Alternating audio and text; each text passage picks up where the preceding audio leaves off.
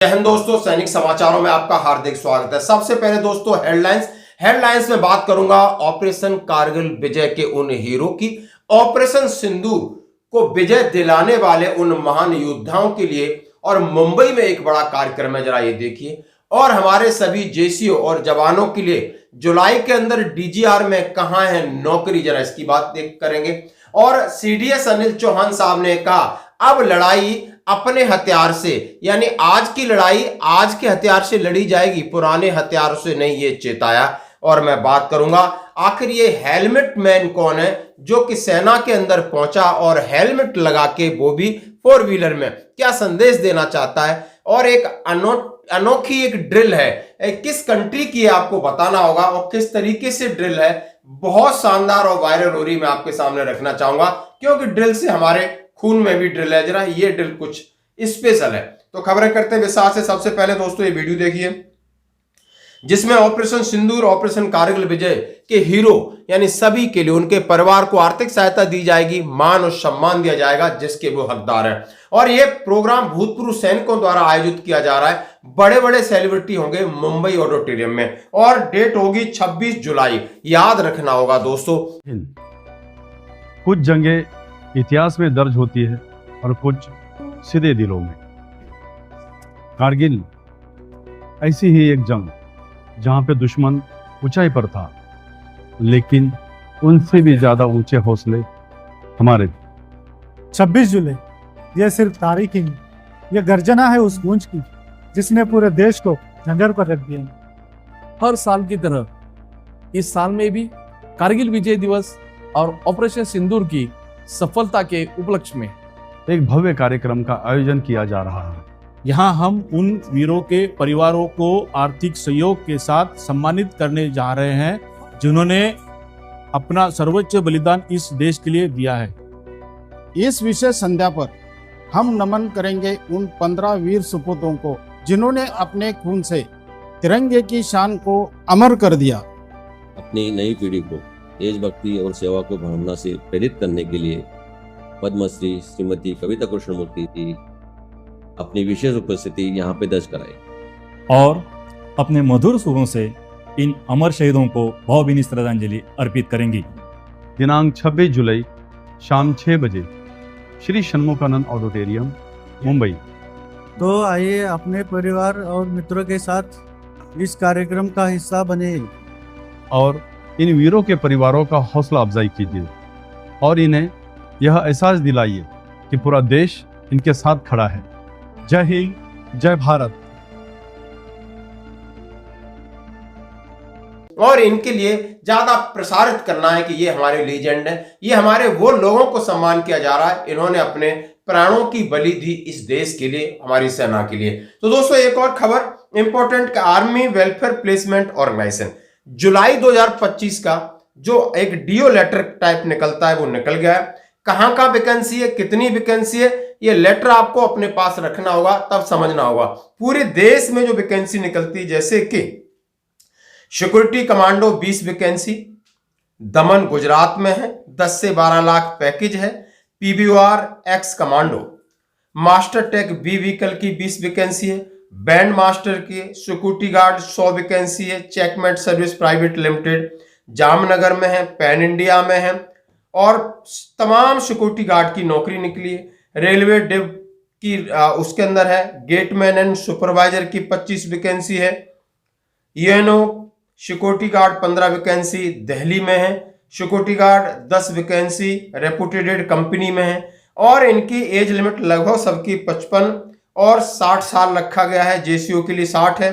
और ये मैक्सिमम जगह मैं आपता हूं, दमन है, Jamnagar, pan India, Ahmedabad, Mumbai, Bangalore, new Delhi, MP, Poona, Jalandhar, इस तरीके से। और इनके जो पैकेज हैं लगभग 3 लाख से लगाकर 12 लाख तक हैं।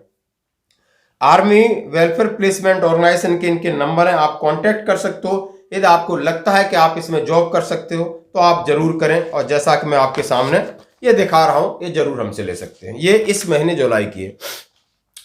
अब मैं बात करूंगा ऑपरेशन सिंदूर का हवाला देते हुए सीडीएस अनिल चौहान ने कहा कल के हथियारों से आज का युद्ध नहीं जीता जा सकता।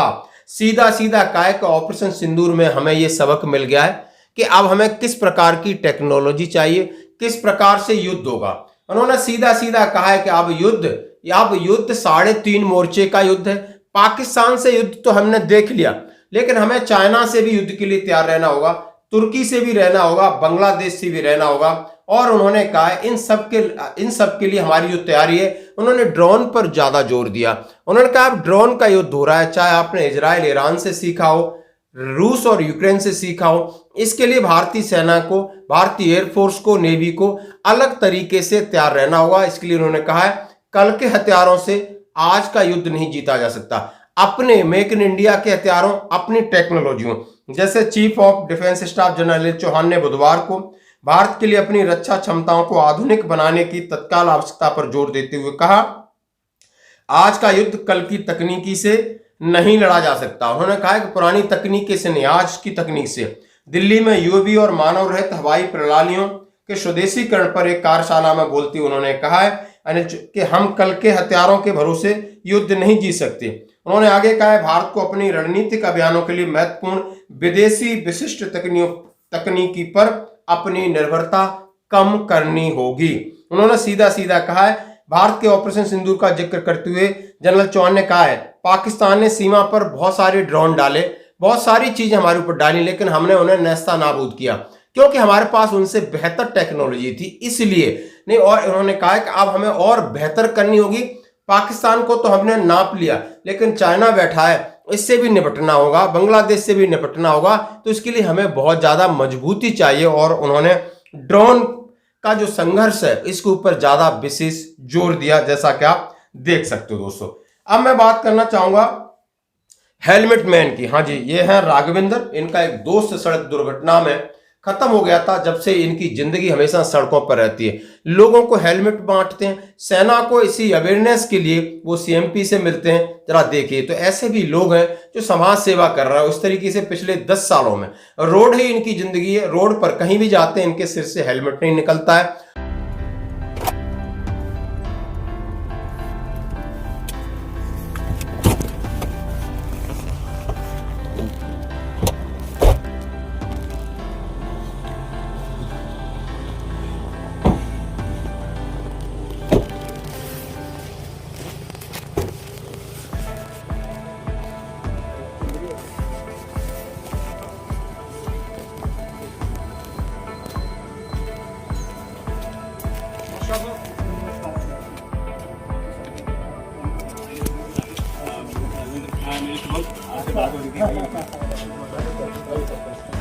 Hi sir.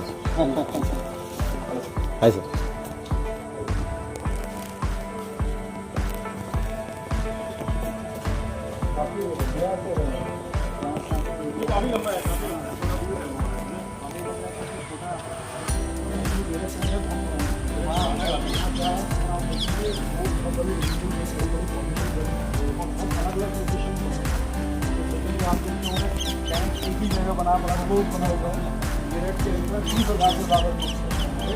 अभी हाल फिलहाल वो सारे सही चाहिए पंजाब की तरफ।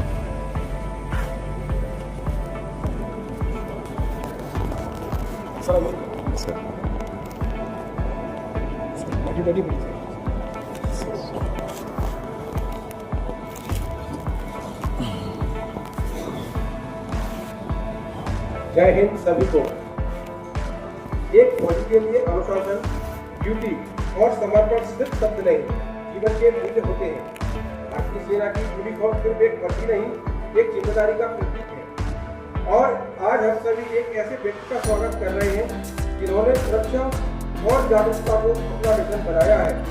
आज हमारे समक्ष मौजूद है हेलमेट कैरॉल, से आपने रास्तों पर चलने के लिए प्रेरित किया है।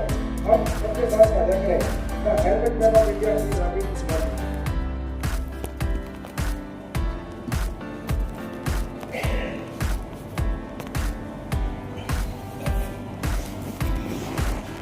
लोगों को प्रेरणा दे रहे हैं, क्योंकि कहा है कि रोड एक्सीडेंट लाखों होते हैं, बहुत सारे नौजवान अपनी जिंदगी गवा बैठे।